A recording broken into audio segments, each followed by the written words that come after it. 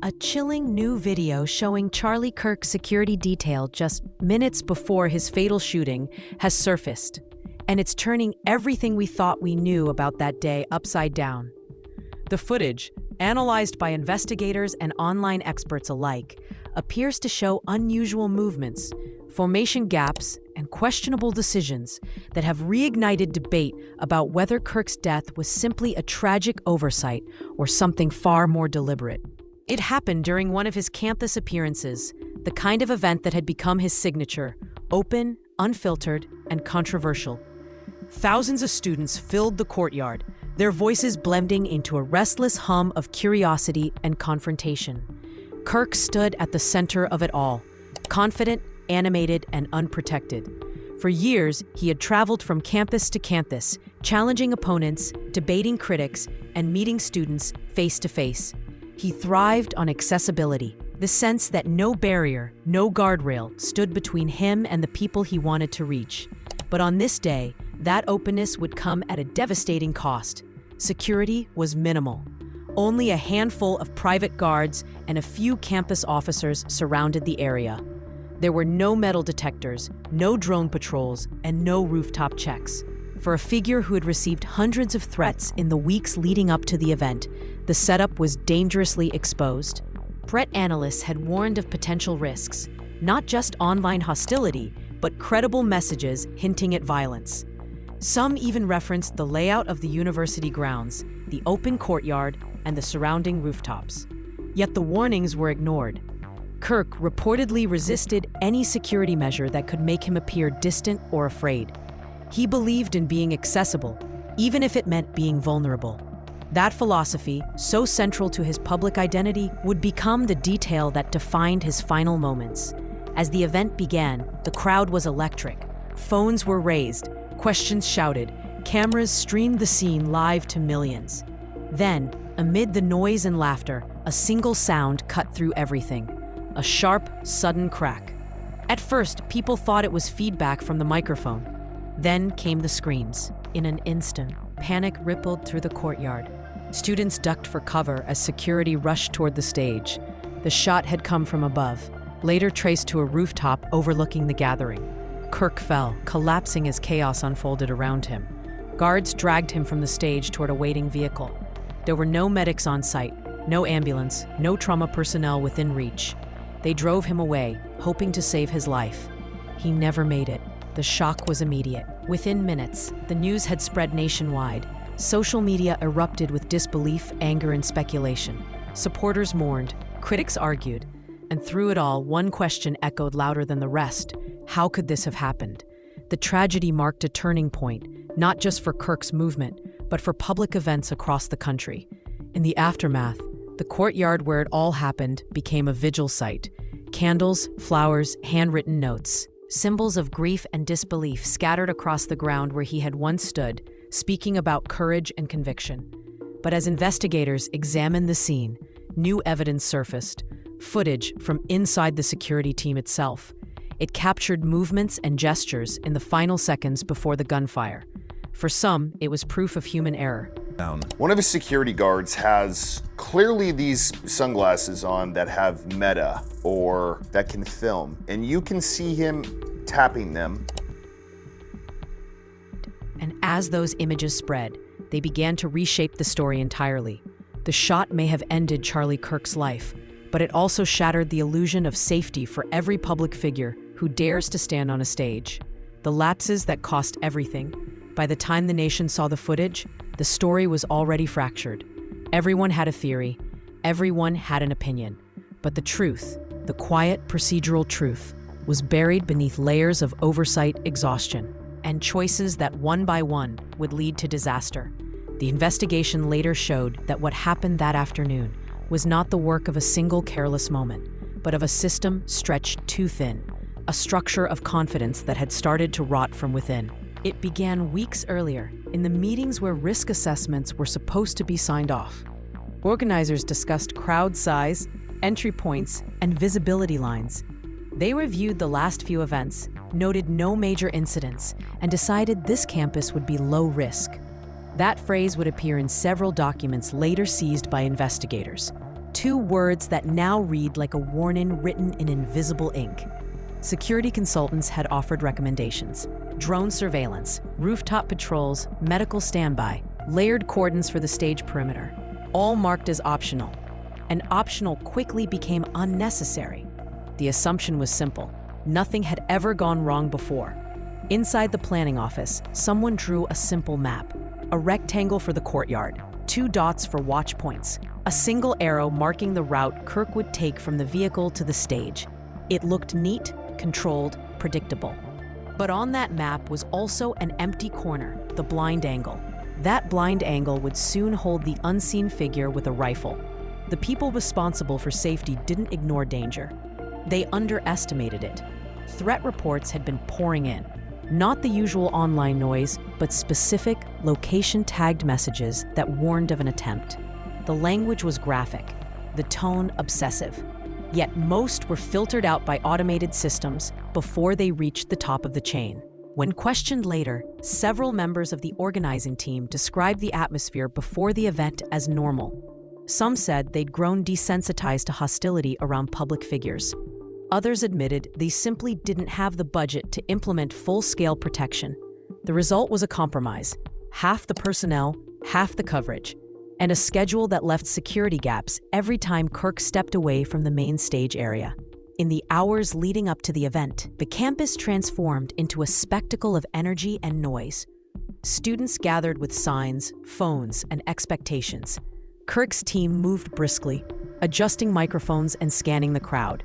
The air shimmered with late summer heat and the hum of anticipation.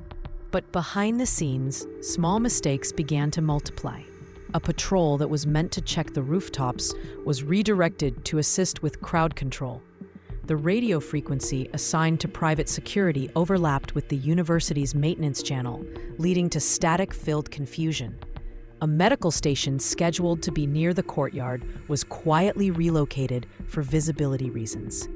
Each of these decisions was minor on its own. Together, they created the perfect vacuum of preparedness.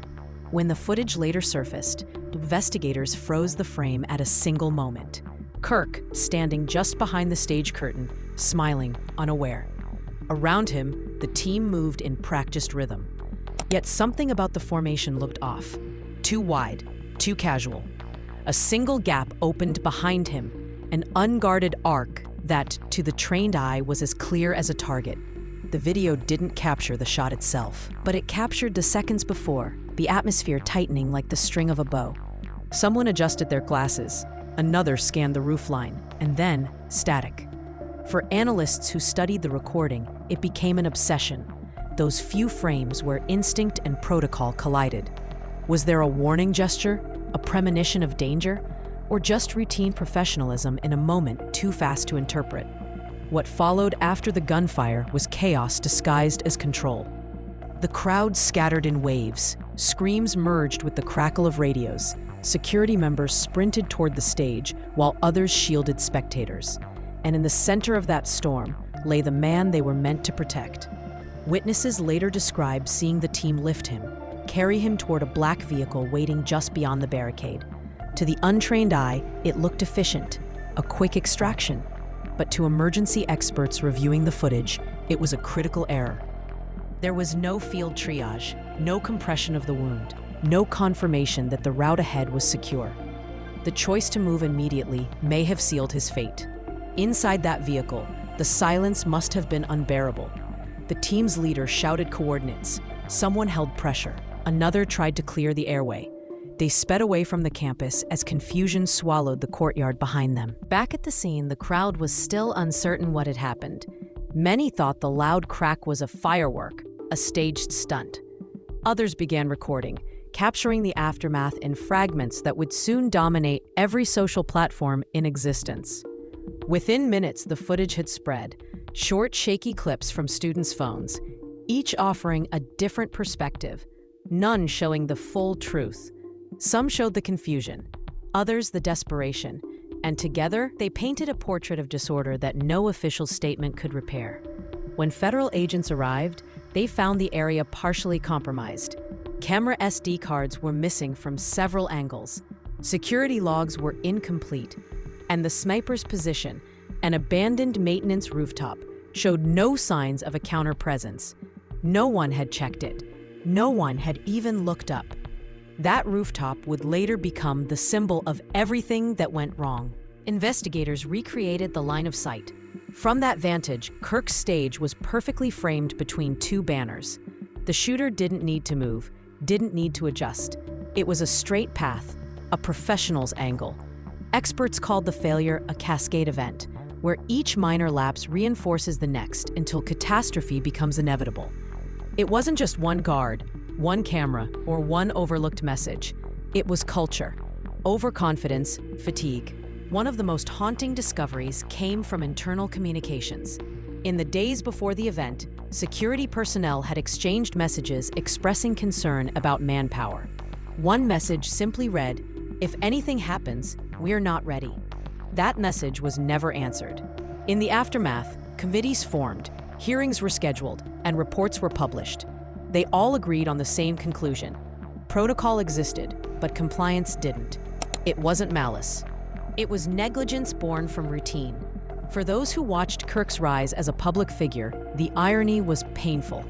He had built his reputation on open dialogue, on standing unshielded before critics and supporters alike. That openness, that refusal to hide behind barriers, became his hallmark, and ultimately his vulnerability. In interviews after the tragedy, some close to the event described the mood in the final days as strangely optimistic. Kirk was said to have felt untouchable after years of verbal threats that never materialized. He wanted this tour to feel accessible, human, unfiltered. The team around him, though uneasy, respected that vision. There's a moment when reviewing the footage that captures the heart of the tragedy.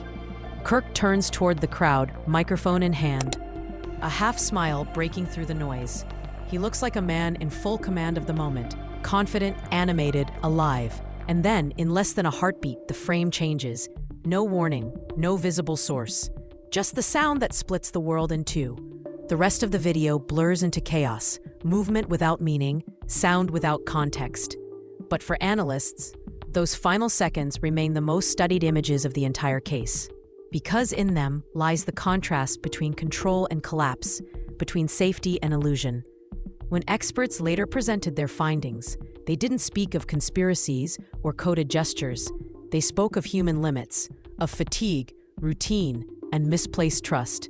They described how experience can dull vigilance, how success can breed vulnerability. The system failed, not because it didn't know what to do, but because it forgot why it had to do it every single time. In the end, the lapses were not the story of villains, but of ordinary people who thought they were ready until the moment proved them wrong. Every file reviewed, every log examined, told the same quiet truth. The signs were there, the warnings were real, but in the rhythm of routine, they became background noise. And when the noise finally turned into the echo of a single shot, it was already too late. The footage surfaced without warning, not through officials, not through news outlets, but through an anonymous upload at dawn. No watermark, no origin tag, just the grainy outline of a security team moments before everything unraveled. Within hours, the video had multiplied. Mirrors, reposts, slowed down analyses. Every frame was dissected, debated, and turned into digital scripture for millions hungry for answers. At first glance, it showed nothing new. A stage, a crowd, a familiar routine. But those who watched closely began to notice small irregularities. A gesture too precise, a formation too relaxed, a glance exchanged a second too long. Soon, the footage was everywhere, a Rorschach test for a country drowning in speculation. Investigators tried to get ahead of it, releasing statements urging patience. But patience had already expired. By the time they confirmed the video was authentic, theories had metastasized across every corner of the internet. Some insisted the team had signaled each other before the shot. Others claimed the footage was edited to hide the real direction of the bullet. A few whispered that the entire event was staged, a political illusion engineered for chaos. In the absence of certainty, imagination filled the void. For weeks, the investigation and the internet moved in parallel universes. One measured, procedural, slow. The other fevered, chaotic, unstoppable. The official team worked methodically, tracing ballistic paths, reviewing communication logs, matching satellite timestamps. Online, amateur detectives conducted their own version of truth, syncing audio tracks, enhancing pixel shadows, comparing angles from student phones. Two realities staring at the same tragedy, seeing entirely different stories. The leak itself became an investigation. Who uploaded it? Why that particular segment? Digital forensics traced it through a labyrinth of proxies and reroutes until the trail dissolved into silence. Some said it came from inside the security network. Others swore it was pulled from university archives. But no source ever surfaced. And that mystery, that unanswered how, became the gasoline that fueled the fire. On talk shows and podcasts, analysts replayed the footage in endless loops. Frame by frame, they built entire theories out of micro movements. The angle of a head turn, the twitch of a wrist, the delay of a step. It was as if the collective grief had to transform into suspicion, because suspicion was easier to bear than loss. In dark corners of the internet, the theories turned violent. Strangers accused strangers. Threats poured toward those who disagreed. The same platforms that had once amplified Kirk's message were now flooded with venom about his death. Behind closed doors, investigators continued their work. They mapped the shooter's path, reconstructed the scene, and interviewed witnesses one by one. The results, when they finally emerged, were grimly simple. A lone actor, a perfect vantage, a string of preventable oversights, no second shooter, no inside signal, just the convergence of opportunity and failure. But the public wasn't ready to hear that. By then, the footage had evolved beyond evidence. It had become a myth. People no longer watched to understand what happened. They watched to feel something. Outrage, vindication, fear. Each pause button was a line of faith. Each replay, a sermon. Forensic experts tried to reclaim the narrative, releasing detailed analyses that debunked the most viral claims. They showed the supposed signal was just a routine tap to adjust audio input. They showed that what many called a flash was only the reflection of a lens flare. Yet logic was no match for momentum. Once emotion takes root, reason becomes background noise. Inside the investigation room, officials faced another dilemma. The chain of evidence had been compromised. Several memory cards were missing. Others were overwritten during the chaos. Even worse, fragments of the original footage had been edited and re-uploaded before anyone could secure the full copy. The truth, once fractured, could never be perfectly reassembled. And so the story began to live two lives, one on paper, one online. The report would close with words like unilateral failure, procedural breakdown, and no evidence of coordinated intent.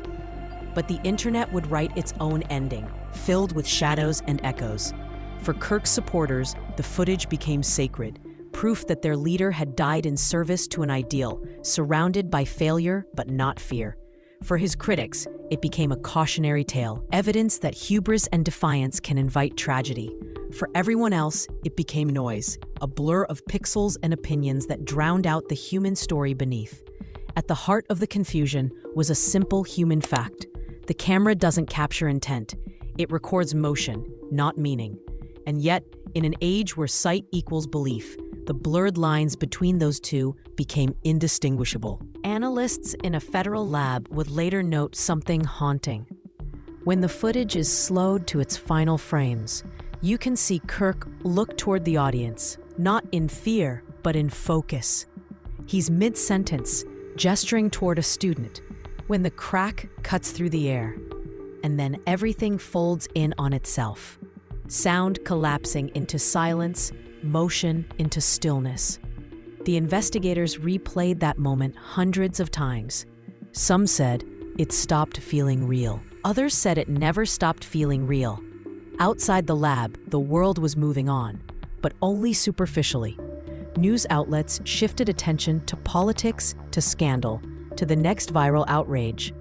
Yet in the background, the footage lingered, like static you couldn't quite tune out. Clips resurfaced every few weeks with new captions, new interpretations. And every time, someone claimed to have spotted something new.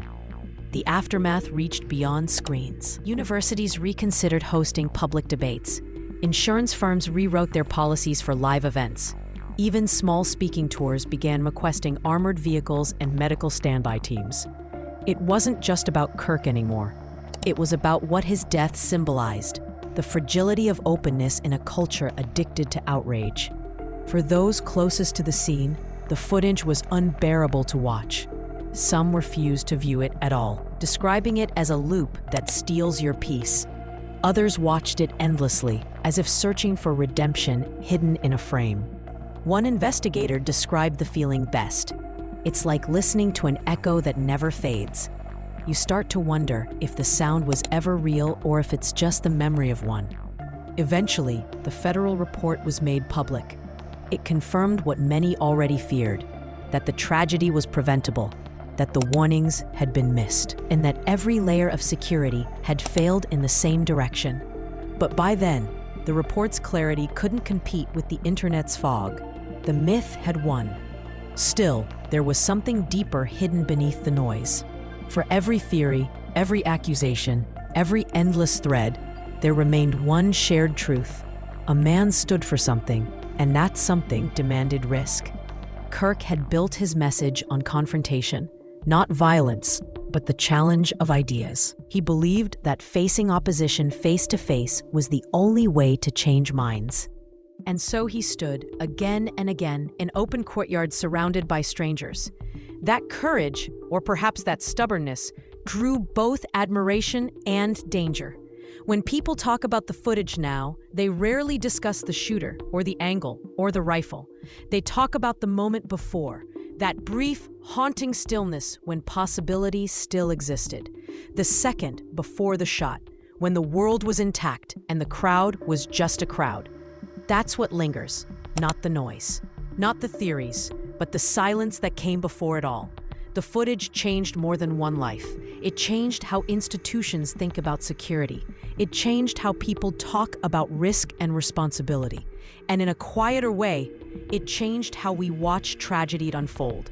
Because now, every time a camera pans across a public figure on a stage, there's a collective breath held, a reflex born from that day.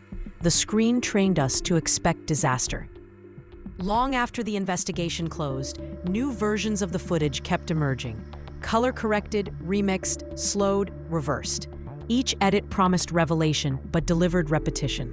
It became less about truth and more about ritual, the need to revisit, to relive, to find meaning in pixels that could never answer back. In that way, the footage outlived the facts, and perhaps that's the final tragedy. The bullet may have ended one life, but the footage ensured the story would never rest. Every replay is a resurrection. Every pause, a reminder that we still don't know how to look away. In the end, what remains is not the footage, the theories, or the endless debate. It is the silence that follows. Every tragedy leaves behind a kind of echo, not in sound, but in space. The empty seat, the unspoken word, the question that never finds its answer. That's what this story became. Not a conclusion, but a question that refuses to fade. Charlie Kirk's death forced a country to stare into the mirror, and the reflection was unsettling. It wasn't just about security or failure. It was about belief, about how we build figures up until they become untouchable, and then watch stunned when they fall. It was about a culture that confuses exposure with connection and visibility with safety. For weeks after the event, the courtyard stood empty, the banners came down. The echoes of 1,000 voices dissolved into memory. But even in silence, something of that day lingered, a kind of tension in the air, as if the ground itself remembered. People came, sometimes alone, sometimes in small groups. They laid flowers, held signs, whispered prayers. Some came to mourn a man. Others came to mourn what had been lost. A feeling that dialogue, even when sharp, was still safe. When investigators closed the file, they did not close the wound. The report ended with paragraphs about procedure, oversight, and reform. But between the lines was a quieter story of exhaustion, loyalty, and human error. Those who had been there never forgot the sound. Some said it haunted their sleep. Others said they can still feel the vibration of the ground beneath their feet, the way the noise seemed to fold time in half. It was over in an instant, yet somehow it never ended. For the public, the tragedy became a symbol, a warning written in grief. Institutions rewrote their rules. Organizers doubled their patrols. Every microphone check, every camera placement, every rooftop scan became ritual. Because somewhere, buried in the collective memory, was the fear that history might repeat itself. But even as systems hardened, the human heart stayed soft. Because deep down, no matter how many barriers are built, people still want to believe in connection. In the idea that standing on a stage, speaking your truth, should not be a death sentence. Charlie Kirk once said that ideas were worth fighting for, but never worth hating for. And maybe that's the most bitter irony of all, that a man who lived by words was taken by silence. The footage will live on. The theories will never end. But someday, when the noise finally quiets, perhaps the story will return to what it truly was, a reminder of fragility, a lesson written in blood and static. In the final moments of the recording, before the chaos, before the panic, there's a single frame, Charlie Kirk standing before the crowd, sunlight cutting across his face. He looks calm, confident, alive. And that's the image worth remembering. Not the fall, not the frenzy, but the stillness before it all. Because in that stillness lives everything he stood for. The courage to stand in the open, the belief that words could change minds, and the hope, fragile, fleeting, that they still can. When the echoes die down, when the last replay ends, only one truth remains. The world keeps turning, but it never forgets. And somewhere in that turning, the silence still speaks his name. If you've stayed with us to this point, make sure to subscribe for more deep investigations and untold stories.